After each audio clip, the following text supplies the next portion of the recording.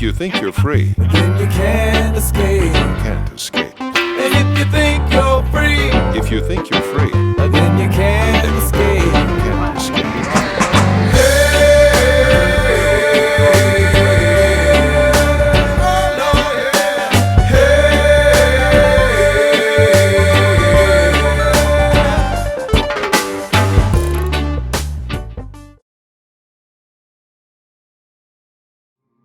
Hi, I'm Angie Barger, and I'm a clinical herbalist and educator. As a community-based clinical herbalist and energy worker, Angie Barger's journey finds her with a decade of clinical practice in herbal medicine, energy work, and somatic mindfulness. In 2017, she founded the Tea Project to bring mindfulness and herbal tea to the public school daily routine. We got a chance to catch up with her and talk about what it means to be your own best healthcare advocate and how she sees herbalism in the context of modern life. I really believe it's our birthright because it's so empowering. But I also think that Western medicine does have its place, but we have to meet that journey of trust in order to be able to believe that the herbs can help us. I definitely notice the pieces that come from industrialism and capitalism, and so that's where I've kind of been. I've become an educator mostly as a school reform interest.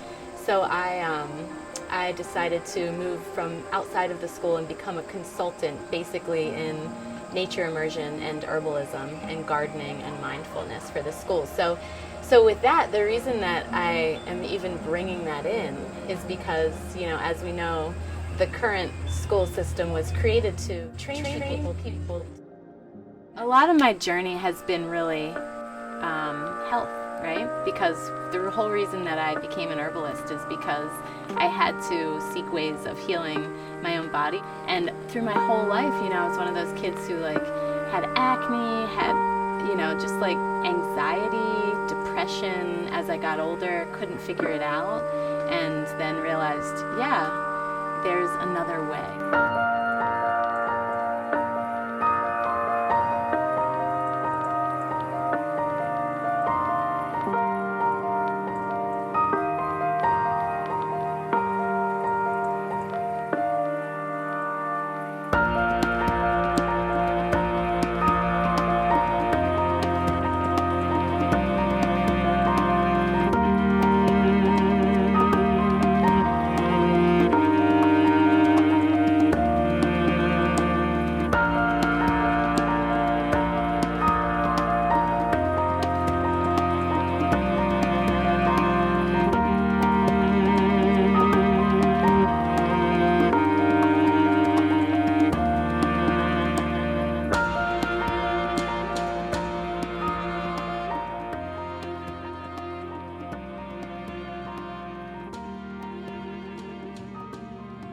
I divest from the system by relying on nature, by accessing medicine that is really free. In America, in the US, our herbalists are unlicensed by choice, because if we were licensed, then we would have to have all of our medicine be accessible only through the pharmacy. So as herbalists, we're we can be registered, but we're not licensed in order that we really, truly, our goal is to be an educator. By educating people in how to be able to access healing from nature and be safe doing it, and it's a whole different pace.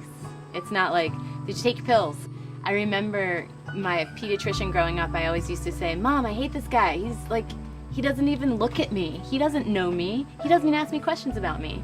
So we're trained to trust the healthcare provider versus in a lot of alternative medicine, most, including herbalism, trust your body. So I was just coming out today to come over here and harvest some of this lemon balm, because actually this is about 6 or 7 plants, but it's kind of grown a crop.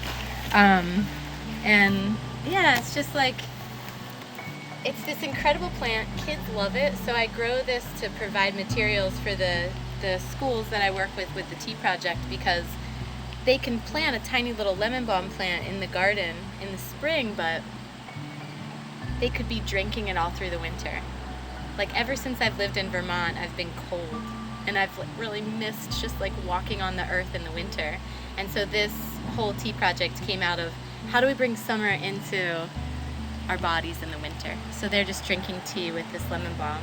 And like I teach them to do, this plant is cultivated, and so whenever I come down here, I really just have like a quiet moment with it, and I always ask, is it okay for me to harvest you for the people, for the children and the teachers, and for my family, and for anybody who might need you? And I really, this is where I was saying, like, young children are really open to this, and older children might be kind of skeptical of it, but I've never seen that happen, because I just ask them to be quiet and ask their question quietly and know that this is a live being, and then in some way they'll find the answer, yes, you can pick me, or no, you can't pick me, in their heart. And clearly, like, what answer do you get? This is like a brilliant, glowing piece of garden. It's just so ready. So we're gonna harvest some of this into our basket, and we just have a really like low-key cottage industry drying process, which is like a mesh dryer. Thank you.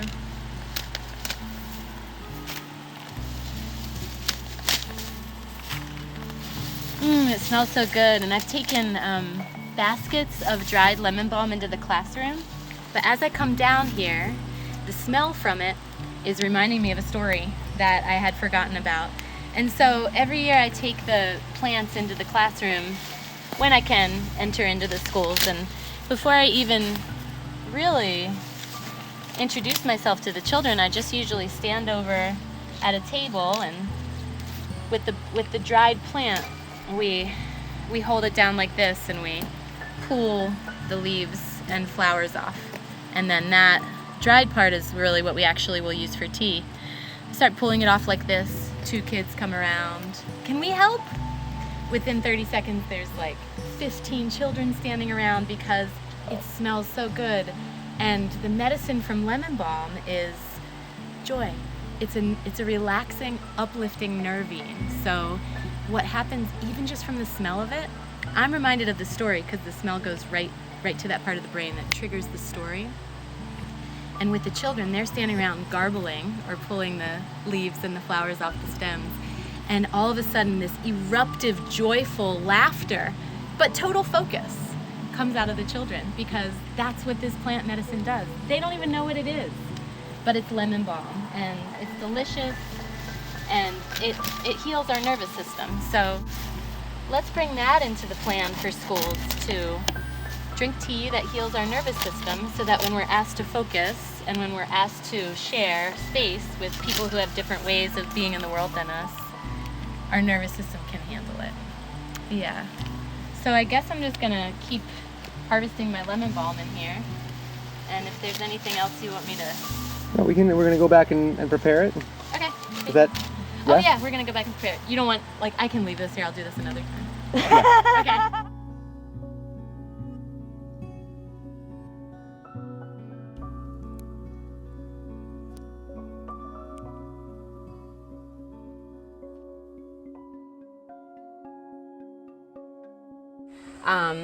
When I think of the system that's been placed over what we have right now, we all go back to indigenous people somewhere along the way. We go back, plants predate us, and who were the first people that we've evolved from. So that system wasn't broken, but something that we live in now was definitely created, and so it's quite different.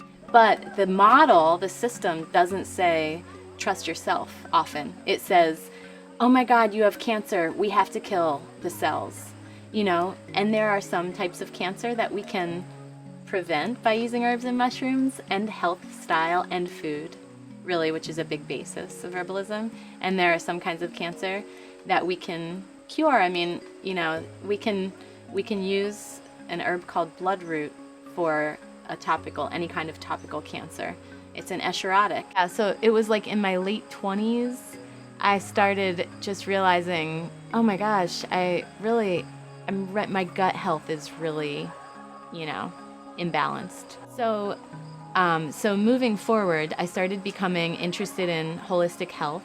And then I had my first baby, and when she was 2, I had been this totally independent woman, and then I had a baby, and I lived in the country, and I learned how to cook, and I was kind of like postpartumly depressed.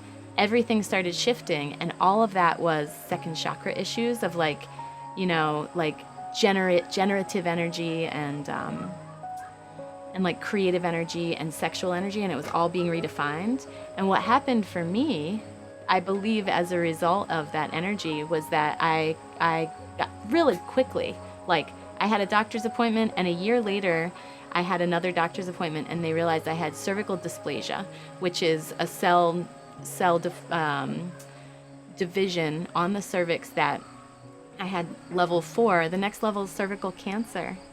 So you go to the doctor and they say, hi, you have cervical dysplasia. We're just going to take like basically a little wire and heat it up in a surgical way and just carve off part of your cervix. And I was like, let's see if there's another way to do this. And my midwife sent me to a naturopath who was like in that same town. So the doctor at the hospital agreed. She said, take 3 months and do your thing, but please come back. There's no way that anything but the little wire can heal this. I wanted to have another child, and I figured like the cervix plays a big part in that, and try to do what I could. So I went to see this brilliant naturopath who used, she used bloodroot topically on the cervix, vitamin D through sunlight, and she just sat and talked to me about her empowered life, because she realized the energetics that went along with this. And she realized that I was like forfeiting something that was mine that I didn't need to. And I went back to the doctor in 10 weeks, and she puts this big picture of your cervix on the TV screen next to you, right? She does a little scope. And she said, oh my God, I can't believe it. It's gone. No trace, nothing. And I said, awesome, I know, right? Because that's what my doctor, my naturopath, and I had discovered. And she said she didn't want to know what it was. It's not in her scope of practice to even be able to like suggest that someone go see the naturopath. It could be a liability for her, So then is this what got turned? This is why I went to herb school, because I was like, what? So yeah, I just wanted to demonstrate this very simple process. This is all really folk medicine. It's the medicine of the people. It's so doable. This is the way of the herbalist, which is everybody. This is the way of being your own source of foundational healthcare. So usually I would dry the plants, but you can do it fresh too. We just harvested them, and then this is the part that was growing towards its closest to the root. So I'm going to hold that piece, and I'm just going to strip the leaves and flowers. We harvest it when it's for the above ground parts, when it's in flower, because all of the energy is up and abundant in the leaves and flowers. And so I just strip the leaves and flowers off of the stem, and the stem then I will compost, right? So on and on. This is one way to skin the lemon balm cat. So we're just going to do this, and as I continue here, what I've got, when it's dry, I've got this basket filled with plants that are easy to crunch, crunch, crunch, and then that turns into the stuff that tea bags are filled with, right? Often it's black tea, green tea, white tea. They're all from the same plant called Camellia sinensis, and this is lemon balm. You can make a lemon balm tea bag, or today we're making a lemon balm loose leaf tea. And in about a quart of water, I want to put a handful of tea leaves, 3 to 6 tablespoons, and I want to create as much surface area as possible. So I'm just going to take that handful on my cutting board and chop it so that I can break up the leaves as best as possible. All the while, this smells amazing. It's so incredible. I already actually feel relaxed just from the aroma coming out of this. This is the original aromatherapy. And for a lot of our essential oils that we use for aromatherapy, we need tons of plants. But we get what we need just from that natural aroma that comes out of one handful of plants. And so I'm going to put it in my teapot, chopped up, cover it with water. The water is just boiled, and then I'm going to cover it with a lid And after 20 minutes, this is what I get, is a steeped pot of lemon balm tea. We call this a simple because it's just one herb, but you could make a concoction. This is great for people who love to make potions, especially children aged 3 to 8. My 10-year-old still loves to make potions, and he was actually in my belly when we were in herb school, so it moved through him. And then the real trick is to try to sit with the cup of tea instead of like pour it in your to-go cup and rush around while you're drinking it. But ultimately, what I want to say about this is for all those people who believe that coffee has an effect on them, they can easily transition into folks who believe that all herbs have an effect on them because coffee is an herb. Just like lemon balm is an herb, just like a million plants are herbs for us.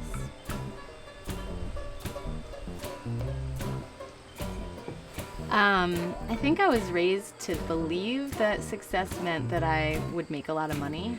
So, not really till my 40s am I recognizing that success means it's an energetic exchange. It's that I can offer what I offer, and there's another person, one person, who's excited about it, who's excited about bringing herbalism into their school through drinking a daily cup of tea. That makes me feel so excited and passionate about my work. All right. Well, one last question for you. Do you think our education system is serving us? Do I think our education system is serving us? Or our kids, yeah. I'm supposed to say I'm a liberal who believes that public schools are here serving everyone. In the community sense, I believe that's true.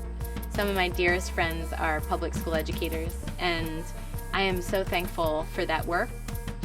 But in terms of what the pressures are that are in the public school system, I don't think it's serving us. It's not serving our kids. It's not paying attention to what human beings are and how human beings learn.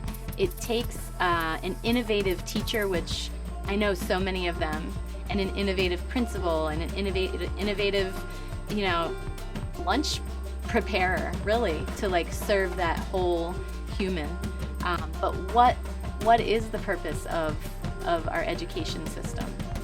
I would say that it should be to see the whole person and to help all of the students in the public school system to regard, and I think that is the ultimate goal, to regard everyone as worthy of equality.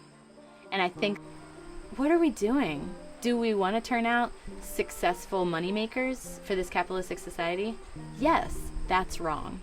I think the problem is not education. The problem is that the goal is capitalism. Why is the goal not humanity? Why is the goal not the 7th generation? So, yeah.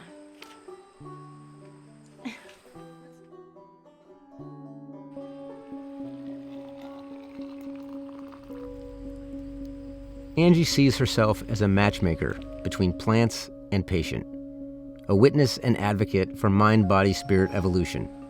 Her tools include teas and tinctures, stews, foot baths and soups, listening, affirmation, prayer, intention, and above all, presence, which she considers the keystone of her practice. Most plants do have a reason for an indication for some way of balancing the body or imbalancing the body. They just help us pay attention. So, for me, lemon balm.